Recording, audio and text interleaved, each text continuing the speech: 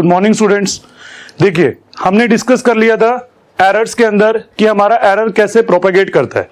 Propagation of errors के अंदर हमने ये चीज डिस्कस कर ली थी कि अगर हम दो क्वांटिटीज का एडिशन कर रहे हैं तब कितना एरर प्रोपेगेट करेगा, अगर हमारी क्वांटिटीज को हम सब्ट्रैक्ट कर रहे हैं तब कितना एरर प्रोपेगेट करेगा, और हमने ये भी देख लिया था कि अगर हम दो क्वांटिटीज को मल्टीप्लाई कर रहे हैं तब किस टाइप का एरर प्रोपेगेट करता है और कितना करता है।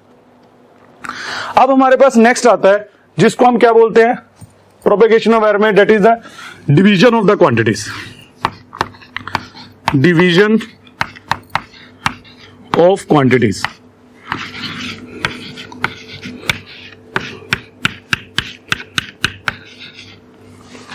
Division of quantities.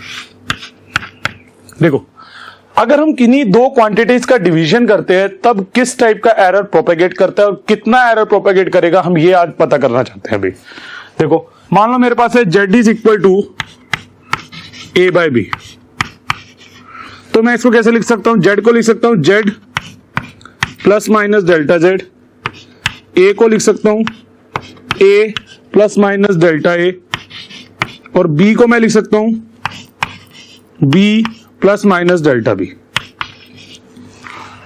अब देखो मैं क्या कर सकता हूं, मुझे पता है z is a by b है, मैंने क्या किया ये जो ऊपर वाली टर्म है इसमें से a कॉमन ले लिया न्यूमरेटर में से, तो ये बन गया 1 plus minus delta a by a, और इसमें से b कॉमन लेंगे तो b तो डिनोमिनेटर में ही रहेगा, b 1 plus minus delta b by b। अब क्या है a बाय b को मैं अलग से रख लूं, मतलब ये बन रहा है z plus minus delta z, ये बन रहा है equal to a by b, और यहां पे हमारी टर्म बन रही है 1 plus minus delta a by a, और ये बन रहा है 1 plus minus delta b by minus 1। अब क्या बन रहा है, ये बन रहा है a बाय बी। ये जो है इसके ऊपर हम लगा सकते हैं बाइनोमियल अप्रोक्सीमेशन। आप लोगों ने बाइनोमियल अप्रोक्सीमेशन के बारे में सुना होगा कि according to the binomial approximation अगर हमारे पास टर्म है 1 plus x raise to n की, 1 plus x raise to n की, तो मैं उसको 1 प्लस एन एक्स लिख सकता हूं इफ हमारे पास x जो है वो 1 से छोटा है।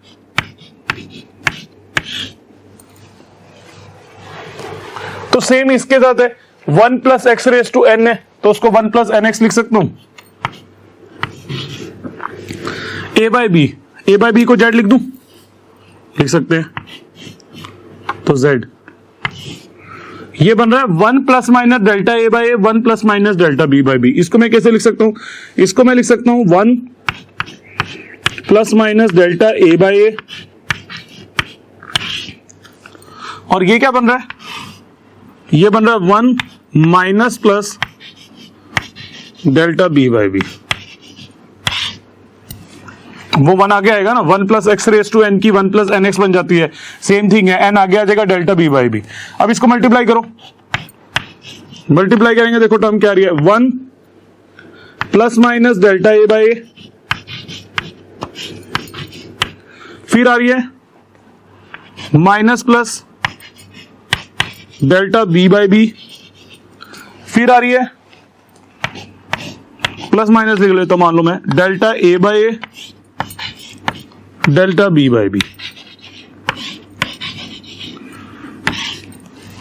ये चीज आ रही है। अब इसको मैं क्या कर सकता हूं, नेग्लेक्ट, क्योंकि छोटा होगा बहुत ज्यादा, ये बहुत ज्यादा स्मॉल होगा, तो we can neglect this term. अगर मैं इस टर्म को नेग्लेक्ट कर दूं तो देखो क्या बन रहा है, ये टर्म बन रही है z इंटू, मल्टीप्लाई कर दिया बाकी से, प्लस माइनस या plus z into plus minus delta a by a minus plus delta b by b. ये क्या था, फिर जेड से जेड कैंसिल हो गया, डेल्टा जेड बाय जेड क्या आ जाएगा,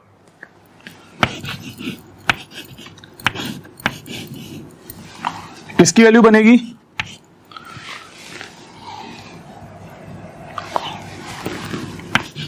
delta a by a plus delta b by b. हाँ, यहां पर यह चीज जरूर है, यह चीज हम जरूर लिख सकते हैं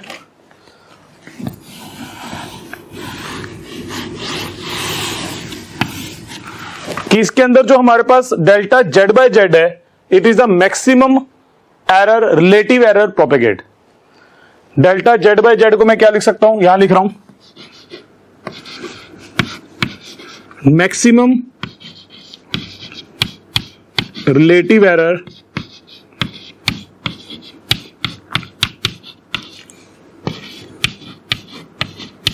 प्रोपेगेट।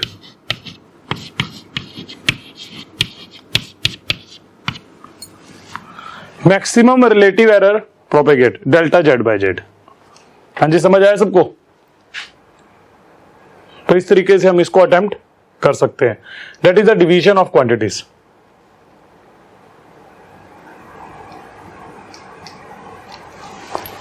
नेक्स्ट,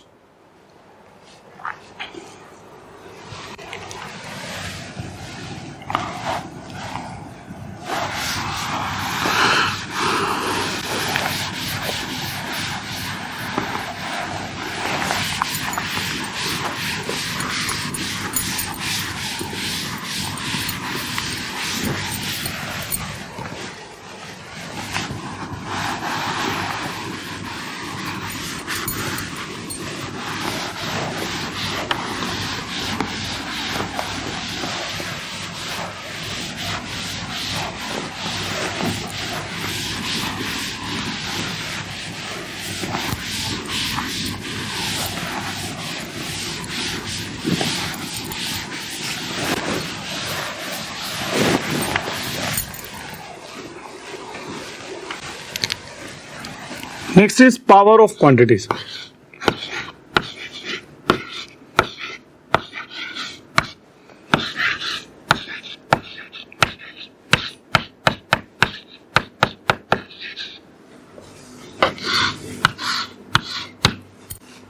पावर मतलब जैसे हमको मान लो दे दिया किसने, z is x raise to n, n चाहे पॉजिटिव हो चाहे नेगेटिव हो, किसी ने मेरे को z x raise to n दे दिया।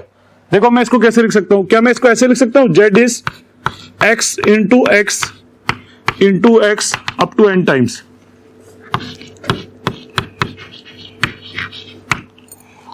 अगर मैं इसको ऐसे लिख सकता हूं तो मुझे पता है कि these x are multiplied with each other, how many times, n times. तो when the quantities are multiplied with each other, तो which type of error propagate, relative error. तो इसमें रिलेटिव एरर प्रोपेगेट करेगा। मींस मैं ये बोल सकता हूं डेल्टा जेड बाय जेड जो होगा वो होगा delta x by x plus delta x by x up to कितने टाइम्स, एन टाइम्स। यहां पे क्या बन जाएगा, delta z by z is n times delta x by x.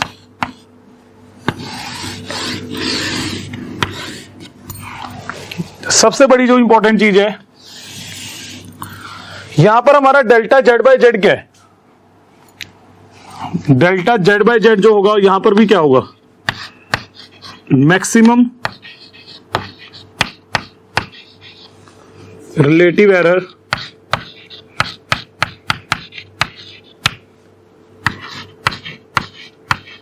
Propagate.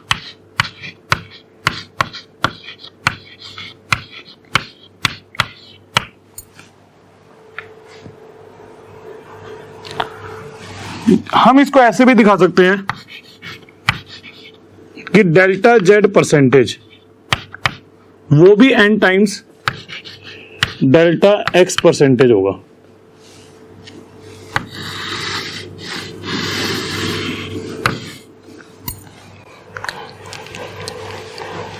ये मैंने लिख दिया परसेंटेज एरर।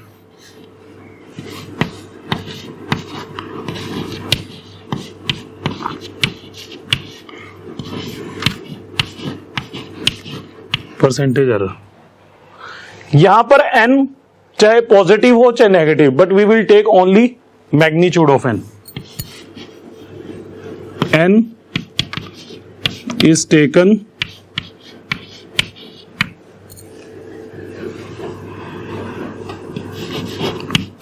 without sign, मतलब only magnitude is taken।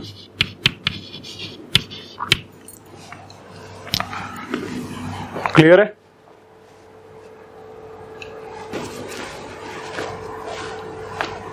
देखो नेक्स्ट क्वेश्चन देखते हैं। ठीक है, फर्स्ट क्वेश्चन लिखो। Two resistances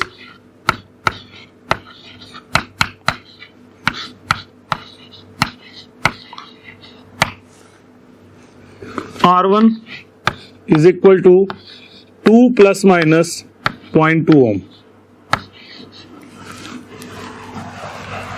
and R2 is equal to 3 plus minus 0.4 ohm. Full stop. Calculate value of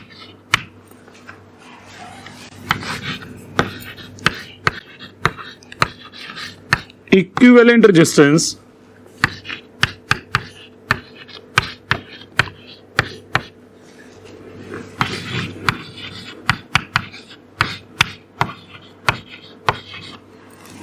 when these are connected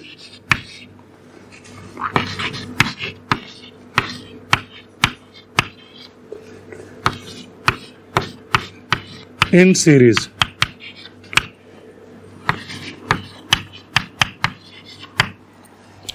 These are connected in series। देखो हम क्या कर सकते हैं, हमें पता है जब भी कोई दो रेजिस्टेंस सीरीज में कनेक्ट होंगे तो मैं ये बोल सकता हूं कि R equivalent is R1 plus R2। R1 plus R2। अब now the R equivalent is the addition of two quantities. It is basically the addition of the resistances R1 and R2। अगर ये इन दोनों का एडिशन है तो we know in the addition the absolute error propagate. Basically हम जानते हैं कि जो यहां पे R इक्विवेलेंट होगा वो होगा R equivalent plus minus delta R equivalent, यही होगा। तो हम क्या कर सकते हैं, इसकी ट्रू वैल्यू निकालो। तो पहले तो ट्रू वैल्यू क्या हो जाएगी, R1 plus R2। R1 plus R2 कितना हो जाएगा, R1 is 2 ohm, R2 is 3 ohm, 2 plus 3 5 ohm. अब दूसरा क्या है, delta R equivalent. We know कि relative error absolute error propagate करेगा, means it is delta R1 plus delta R2। Delta R1 कितना होगा, 0.2 ओम। डेल्टा R2 कितना होगा, 0.4 ओम, मींस इट इज 0.6। तो R इक्विवेलेंट का नेट रिजल्ट कितना आ गया, ये बन गया 5 प्लस माइनस 0.6 ओम। ये इसका आंसर हो गया। लिखो इसको।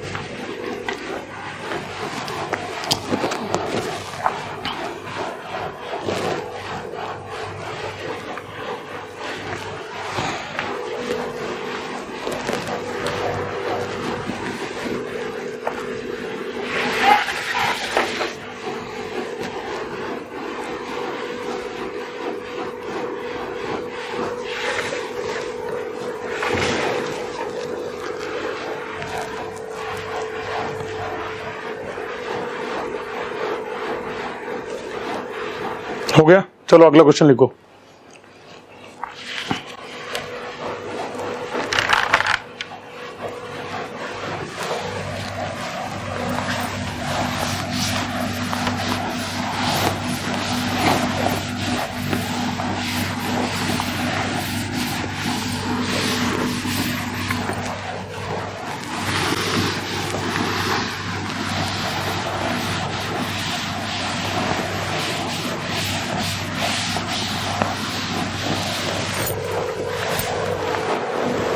लिखो।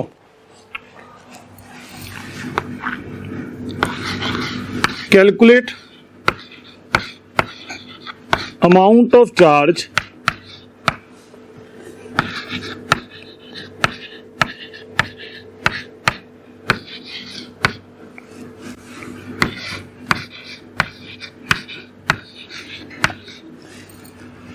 present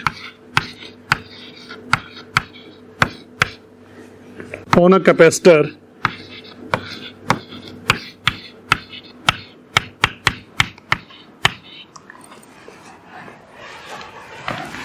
of C of capacitance C is equal to 5 plus minus 0.2 nanofarad and it is connected across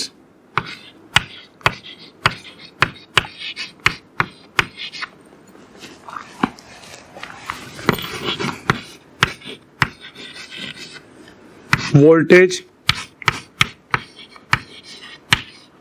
V is equal to 20 plus minus 0.3 volt.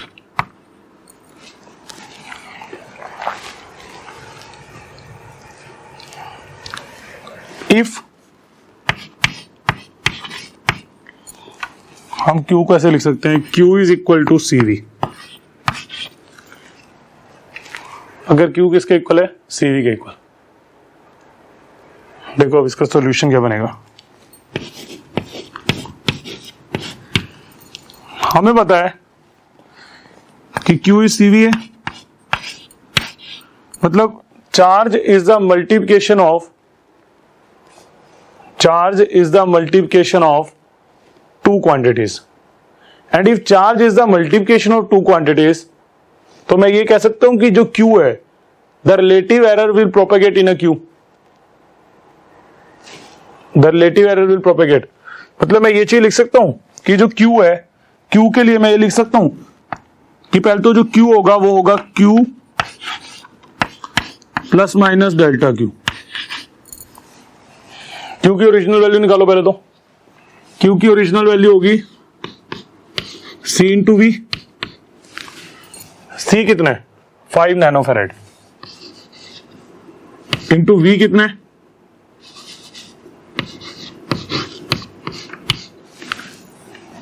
20 volt. 100 होगा 100 नैनो कूलम ओरिजिनल वैल्यू होगी इसकी। अब मेरे को निकालना है उसका एब्सोल्यूट एरर Q का। तो मुझे पता है रिलेटिव एरर प्रोपेगेट करता है, तो delta Q by Q is delta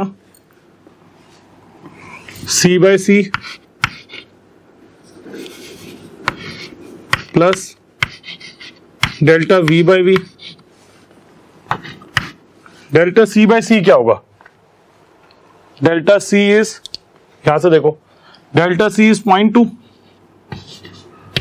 and C is 5 plus delta V is 0.3 and it is 20। ये कितना बन रहा है? 12 LCM आ रहा है इसका।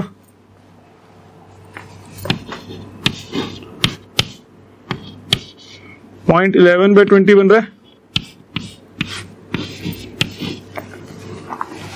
ये क्या निकला है? Delta Q by Q। तो डेल्टा Q की वैल्यू क्या निकलाई? वो निकलाई 0.11 बाई 20 इंटू क्यू, और क्यू कितना था 100 नैनो कूलम। सोल्व हो जाएगा ऐसे, 5 बचेगा, 0.55 आ रहा है नैनो कूलम। तो मैं क्या लिख सकता हूं, अब Q की ओरिजिनल वैल्यू कितनी आ गई, the Q will come out to be Q plus minus delta Q। Q कितना था 100 प्लस माइनस 0.55 नैनो कूलम। ये हमारा आ गया वैल्यू क्योंकि, हाँ जी समझ आया सबको, लिखेंगे फटाफट जल्दी। Percentage error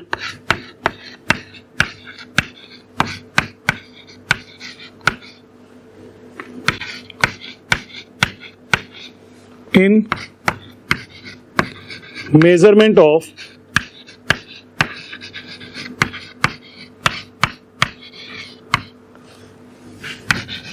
mass and speed are 1% and 3%.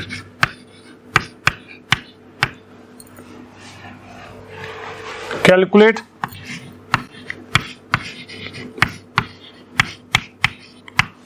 maximum percentage error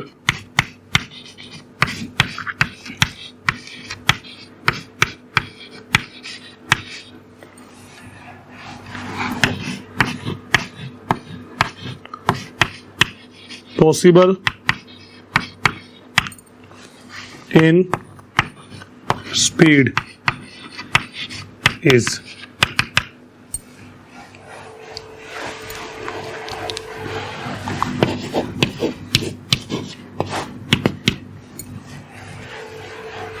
देखो हमको पता है स्पीड कह रहा हूं इन काइनेटिक एनर्जी, काइनेटिक एनर्जी करो इसको कि काइनेटिक एनर्जी क्या होती है,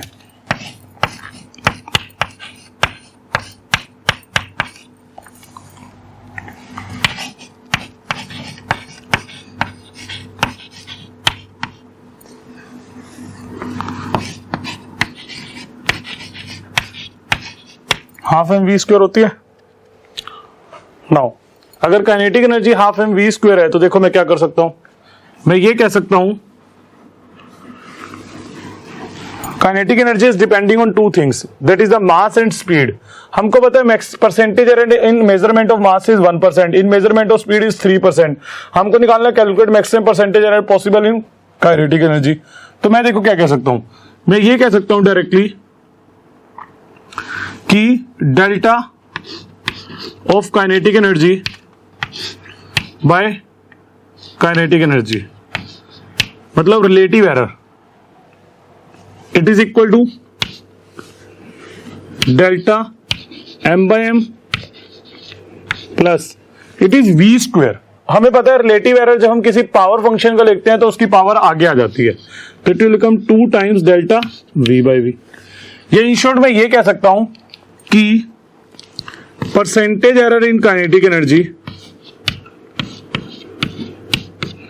it is equal to percentage error in mass plus 2 times percentage error in speed. Kinetic energy percentage error निकालना है हमको, मास में कितना है, इट इज 1%, तो ओनली 1%। स्पीड में कितना है 3%, 3%, तो कितना निकलाएगा इसमें 6 + 1 इज 7%, तो इट इज ओनली 7%। तो percentage error in kinetic energy is how much, percentage error in kinetic energy is 7%। हाँ जी समझ आ गया, लिखेंगे।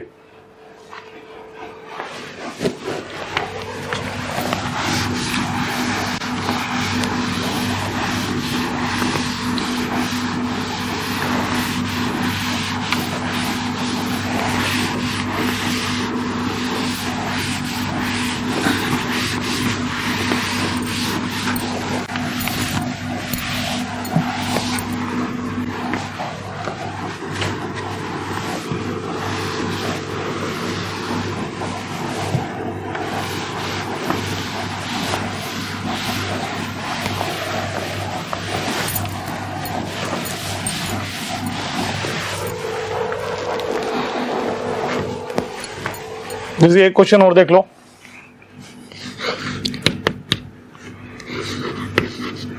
Calculate percentage error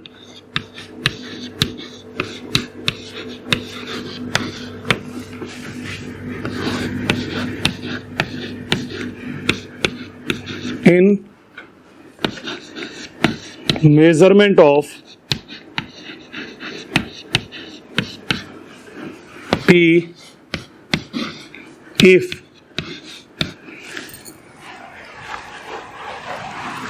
percentage error in A measurement is equal to 2%, in measurement of B it is 3%,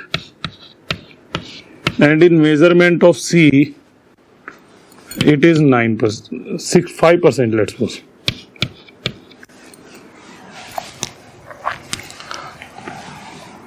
Such that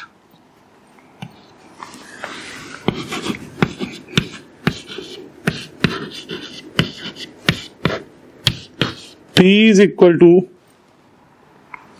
A B square by root C. देखो इस question को कैसे करेंगे।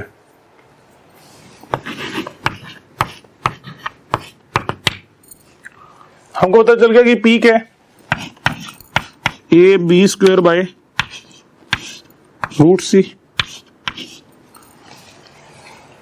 अब P is a b square by root c, मैं क्या लिख सकता हूं, परसेंटेज एरर इन P, पहले तो सी भी ऊपर आएगा, ये ऐसे बन जाएगा,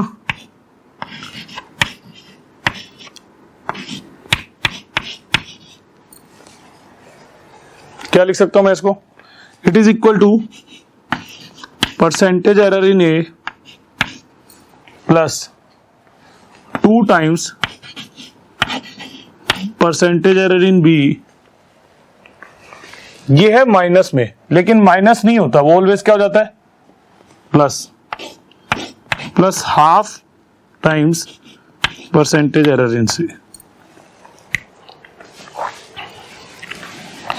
मतलब क्या बन रहा है, डेल्टा पी परसेंटेज, उसकी वैल्यू बन रही है delta a percentage. Delta a percentage कितना है, 2%, तो 2% जमा 2 times delta b percentage, 2 times delta b percentage is 3% plus half times delta c percentage, delta c percentage is 5%.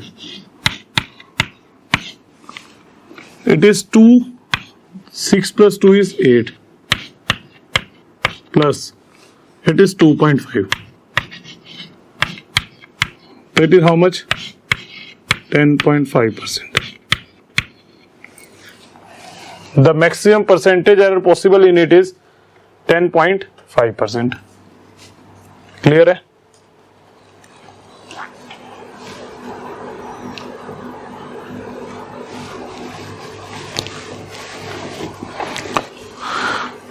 Next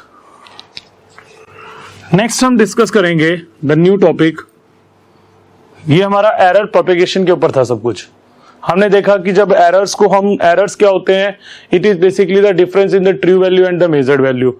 अब एरर्स जो हो सकते हैं वो कई टाइप के हो सकते हैं, कैटेगरी कर दी थी हमने कि it is basically observational error, instrumental error, या फिर gross error, random error, environmental error. उसके बाद हमने देखा एरर का रिप्रेजेंटेशन कैसे करते हैं। It is represented in 3 ways, absolute error, relative error, percentage error या मीन एरर। फिर उसके बाद में देखा मैंने प्रोपेगेशन, अगर 2 क्वांटिटीज को ऐड कर रहे हैं तब कितना एरर प्रोपेगेट करेगा, 2 क्वांटिटीज को सब्ट्रैक्ट कर रहे हैं तब कितना करेगा, 2 क्वांटिटीज को मल्टीप्लाई कर रहे हैं तब कितना करेगा, and so on. We have done all these things. Now the next is, लिखेंगे next significant figures.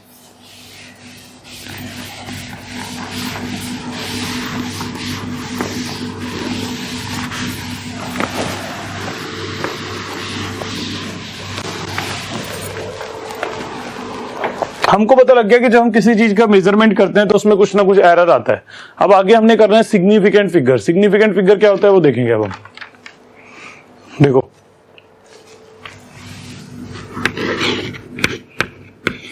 significant figures.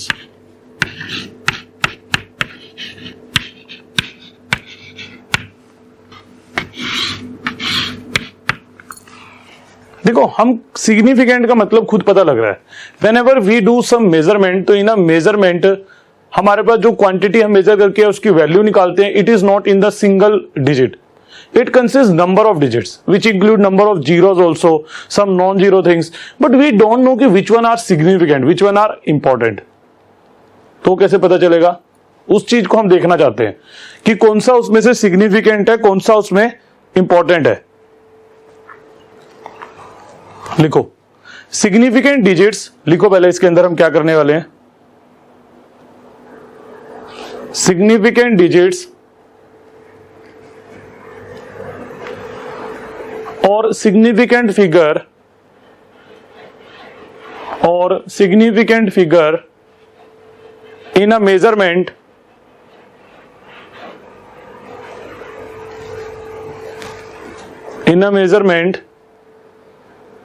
are the digits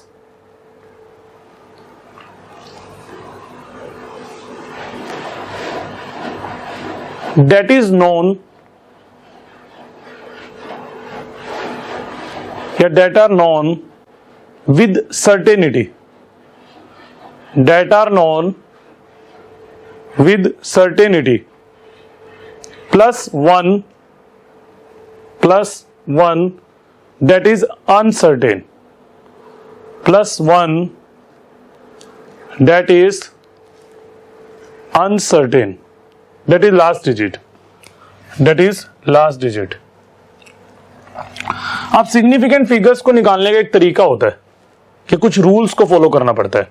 कौन से रूल्स होते हैं पहले वो लिखेंगे. हाँ जी, लिखेंगे फर्स्ट रूल लिखेंगे. लिखो rules to determine significant figures. Rules to determine significant figures. पहला रूल लिखेंगे इसके अंदर, all non-zero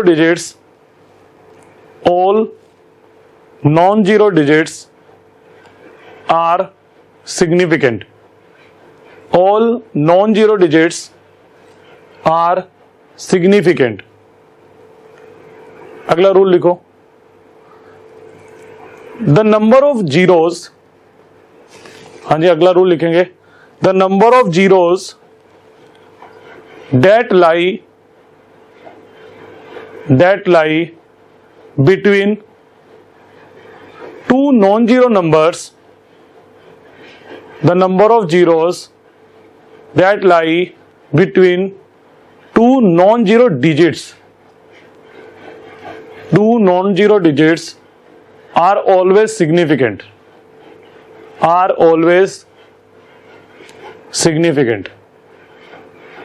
अगला लिखो, the number of zeros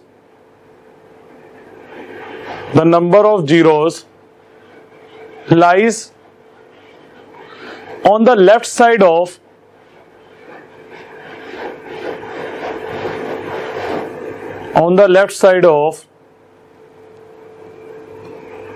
non-zero value, on the left side of non-zero value in the beginning are always non-significant.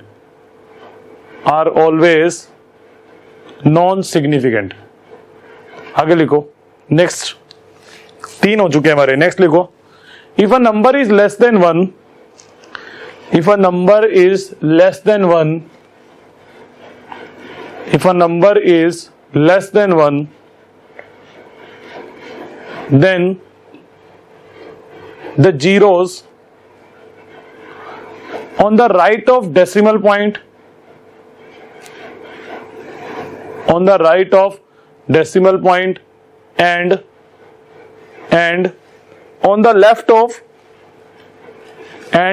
left of non-zero digit, and on the left of non zero digit are always non significant, are always non significant. Next लिखो।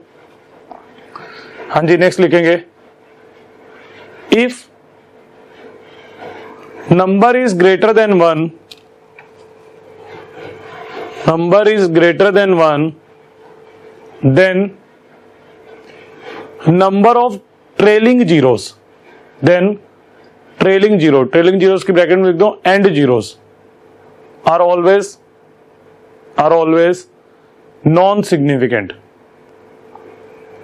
if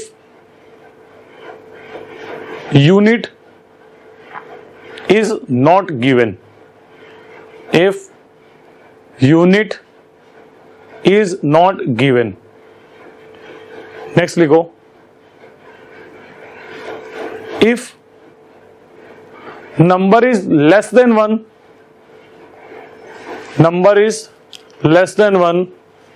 then trailing zeros are always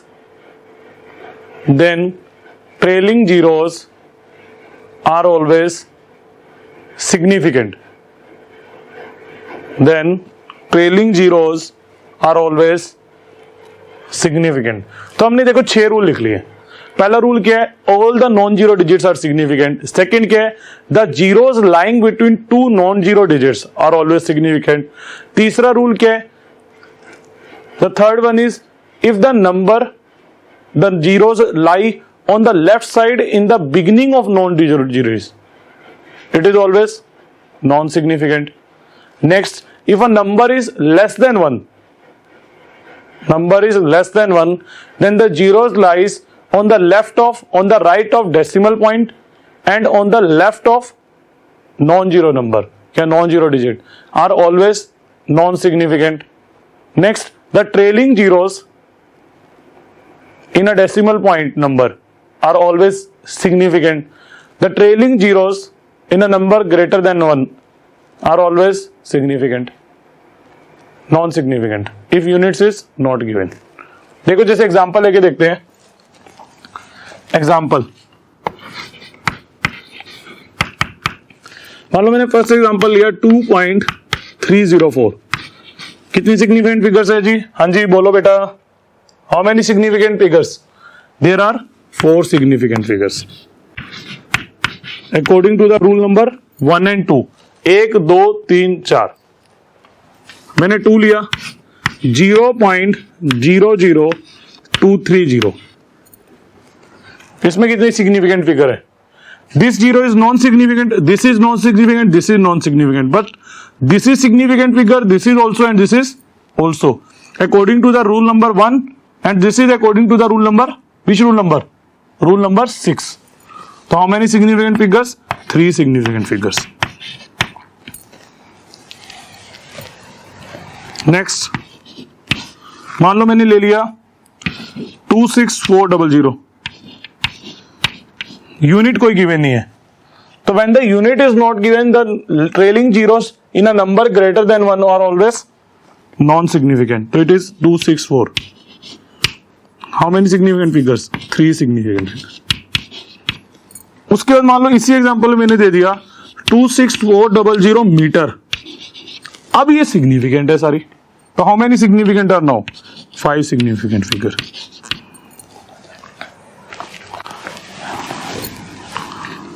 fifth मैंने दे दिया 2.00302। हाँ जी, this number is greater than 1, this is significant digit, this is significant, this is significant, this is lying between 2 non-zero digit, it is also significant, this is also lying between 2 non-zero digit, it is also significant। तो how many significant numbers? Yeah, how many significant zero? 3 3 6, तो 6 significant figures। हाँ जी, समझ आया? कोई भी example ले सकते हैं, और एग्जांपल कहते हो, एक और ले लेते हैं। 7.92, ये 0, ये 0। हाँ जी बताओ आप। ऑफ कोर्स अगर ये डेसिमल नंबर है तो इसमें ये सिग्निफिकेंट होगा, लेकिन ये सिग्निफिकेंट नहीं है। तो मैं क्या लिख सकता हूं, 1 2 3 4, तो how many significant, 4 significant figures. हमने जो 5th वाला पॉइंट लिखा है उसके अंदर हमने लिखा था if a number is greater than 1, उसको ग्रेटर देन 1 की जगह लिखो if a number is greater than 1 and non decimal, and non decimal. दूसरे में हमने लिखा था if a number is less than 1, उसमें लेस देन 1 ना लिखो, if a number is decimal only लिखो उसमें, 6th वाले पॉइंट पे। If a number is decimal then उसके तो पूरा था। हाँ जी, क्लियर है, लिखो इसको।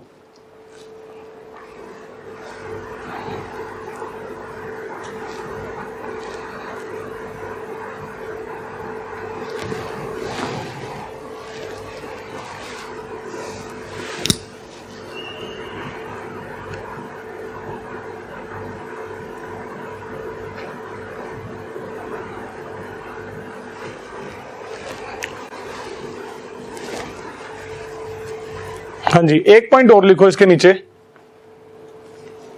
एक पॉइंट इसके नीचे और लिखो,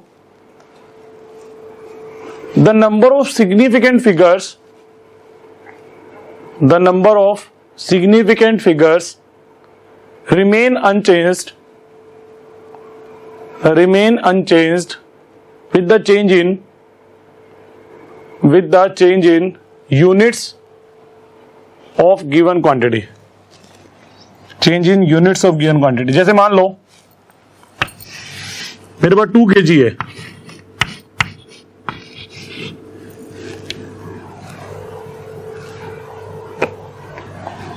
या मान लो मेरे पास 2 ग्राम है,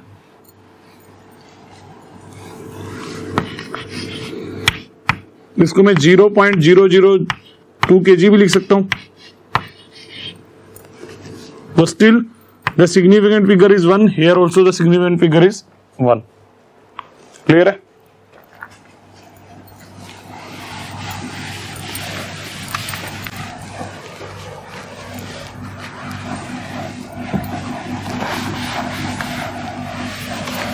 next,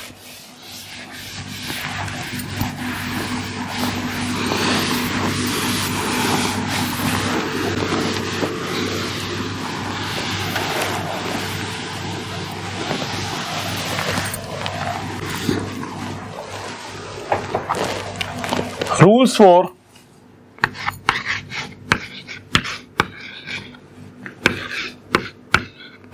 arithmetic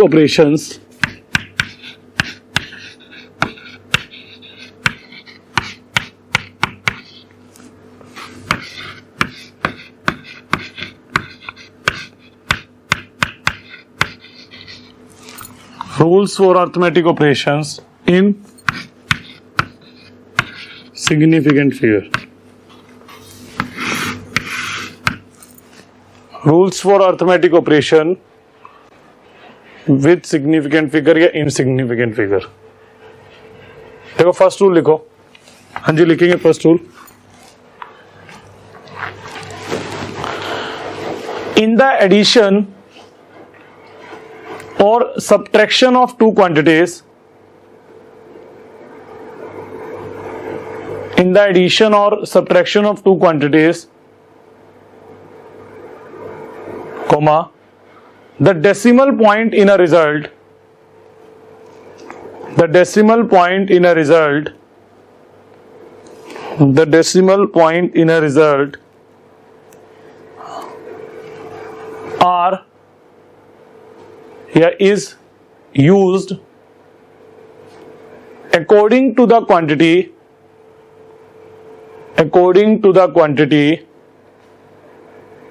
having lesser decimal places, having lesser decimal places।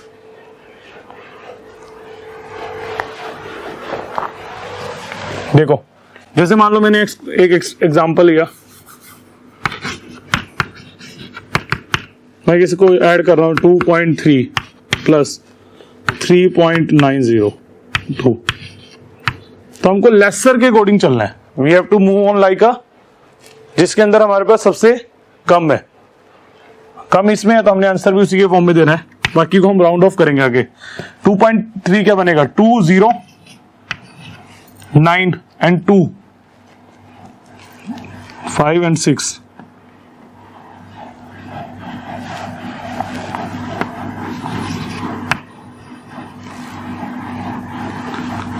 6.202, but we have to represent like this, so it is written as 6.2 only। समझ आया? चलो अगला लिखो। इन मल्टीप्लिकेशन और डिवीजन ऑफ, इन मल्टीप्लिकेशन और division of two quantities,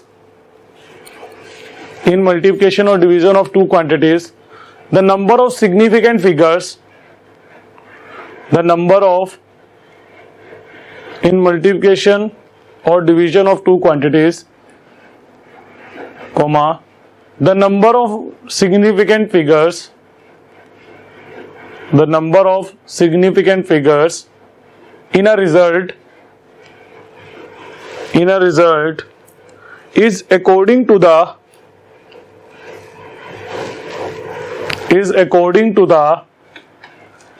lesser number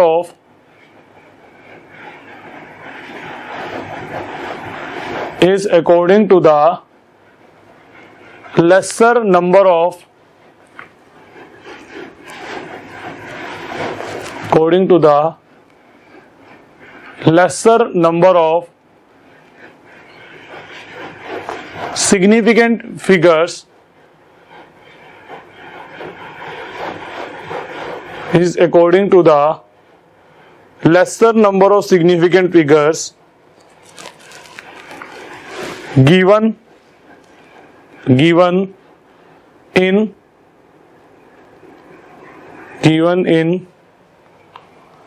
any of two quantity, given in any of two quantity। ये simple सी चीज है। मान लो मैंने दो क्वांटिटीज को डिवाइड किया, मान लो मैंने लिखा a बाई बी, ए की वैल्यू है मान लो 5.32 और इसकी वैल्यू है मान लो 6 या फिर 2.3। तो हमारा जो रिजल्ट आएगा, because the lesser number of significant figure is 2, तो result will also consist only 2 significant figures. ये इंपॉर्टेंट है हमारे लिए बात, जो भी इसका रिजल्ट आएगा, that will consist only 2 significant figure. Clear है? Next,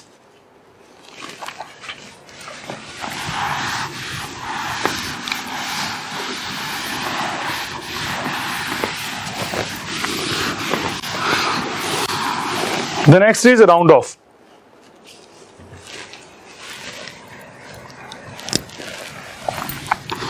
next is rounding off.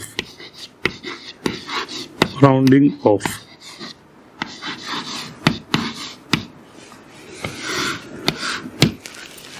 देखो हम क्या करते हैं, कुछ नंबर्स का जब हम मेजरमेंट कर चुके होते हैं तो हम उन मेजरमेंट्स को राउंड ऑफ कर देते हैं। राउंड ऑफ करने का मतलब सिंपल ये है कि उन मेजरमेंट्स के अंदर जो हमारे पास क्वांटिटीज हैं या जो उसके अंदर जो डिजिट्स आ रहे हैं उसमें से किसी डिजिट को रिमूव कर देते हैं और उसकी जगह उसको इंक्रीज या डिक्रीज करते हैं, प्रीसीडिंग डिजिट को। लिखेंगे राउंडिंग ऑफ में क्या होता है। हाँ जी, लिखेंगे राउंडिंग ऑफ में क्या होता है। To represent measured result, to represent measured result in appropriate significant figure, in appropriate significant figure, we round off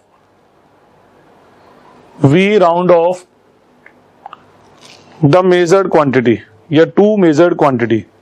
we round off to measured quantity.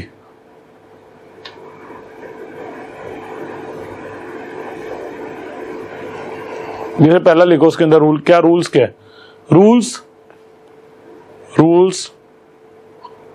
For round off या rounding off, rules for rounding off. लिखो first rule लिखो rounding में, कि हम rounding कैसे करेंगे उनकी। लिखो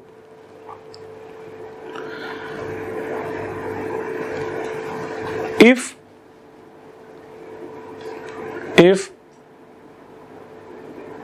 the digit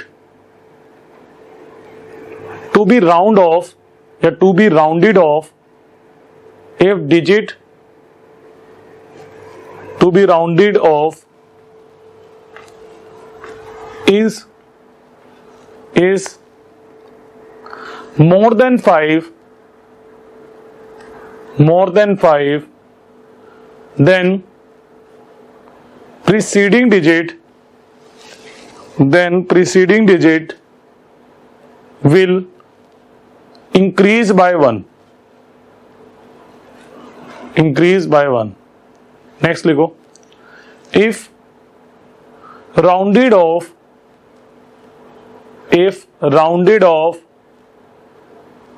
digit is less than 5,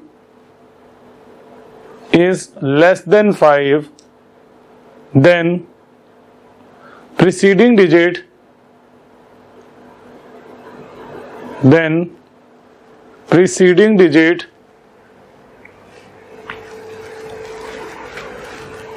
left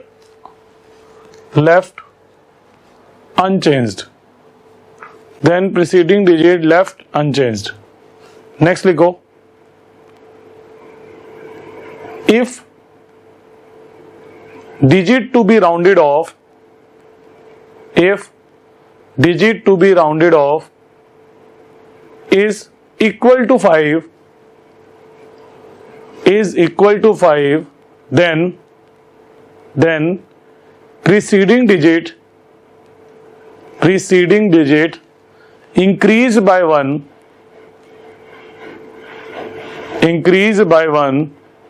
if it is odd,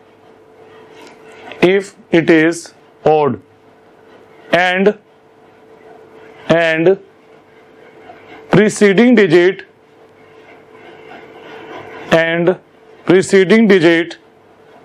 remains unchanged if it is even. देखो जैसे एग्जांपल लेते हैं हमने 3 के अकॉर्डिंग। मान लो हमारे पास एग्जांपल है कि round of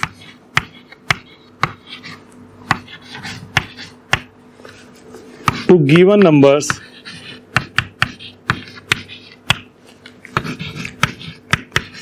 up to 3 significant figures। जैसे मान लो फर्स्ट एग्जांपल है हमारे पास 7.234, दूसरा है हमारे पास 7.027, तीसरा है हमारे पास 0.070 या 03096। देखो इसमें क्या हो रहा है, 4 सिग्निफिकेंट फिगर है, इसको हमने राउंड ऑफ करना है, गायब करना होता है। राउंड ऑफ का मतलब सिंपल भाषा में होता है गायब करना। जिसको गायब करना है उसको देखो, वो गायब करने वाला digit it is greater then 4 greater than 5 less than 5, it is less then 5, preceding digit remain unchanged। इसमें क्या है, फाइल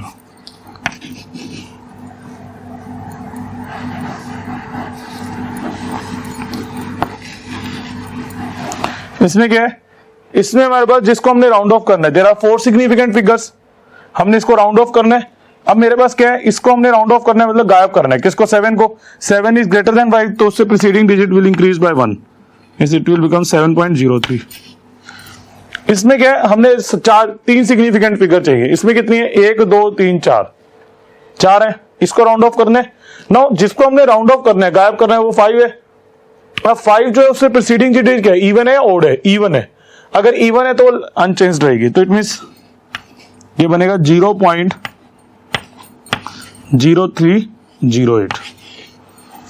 हाँ जी, समझ आया सबको? लिखो।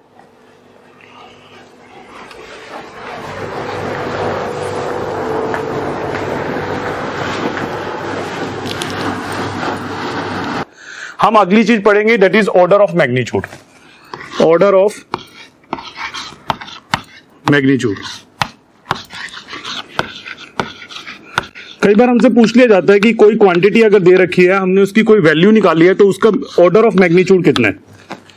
तो ऑर्डर ऑफ मैग्नीट्यूड निकालने के लिए देखो हमें क्या करना होता है। सबसे पहले हमें जो मेजर्ड क्वांटिटी है, मेजर्ड वैल्यू, उसको एक फॉर्म में रिप्रेजेंट करते हैं, that is n into 10 raise to the power something. और जो 10 की पावर होती है उसी को हम बोलते हैं order of magnitude. Order of magnitude लिख लो। If a measure quantity, if a measured quantity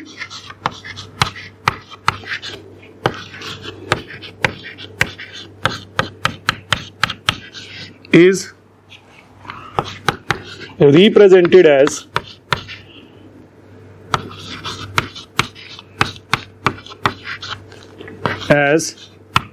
if a measured quantity is represented as, like मैंने कुछ भी लिखा कि वैल्यू इज इक्वल टू, मान लो लिख दिया मैंने n into 10 raise to the power b, जहां पर n की वैल्यू क्या है, वो 0.5 से तो बड़ी है लेकिन 5 से छोटी है। देन जो b होगा, the b is called order of magnitude. Order of magnitude बहुत आसान सी चीज है, लेकिन कई बार नीट में इन सब में हमसे इस बारे में पूछ लिया जाता है कि what is the order of magnitude of the given measured value. जैसे मान लो एग्जांपल लेते हैं, एग्जांपल है हमारे पास, मान लो मैंने कुछ भी एग्जांपल लिया कि मैंने कहा कि 20.34, ये कोई मेजर्ड वैल्यू है। मैंने कहा इसका ऑर्डर ऑफ मैग्नीट्यूड निकालो, कैलकुलेट।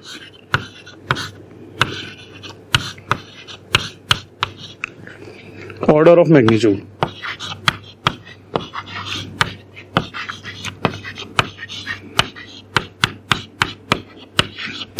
देखो ऑर्डर ऑफ मैग्नीट्यूड निकालने का तरीका क्या होता है।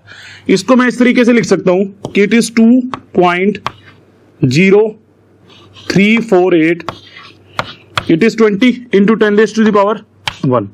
तो what is the order of magnitude? Order of magnitude it is equal to 1। समझ आया सबको? हाँ जी, क्लियर है? ये हमने सिंपल सी चीज याद रखनी है जब हमने ऑर्डर ऑफ मैग्नीट्यूड की वैल्यू कैलकुलेट करनी है, बस।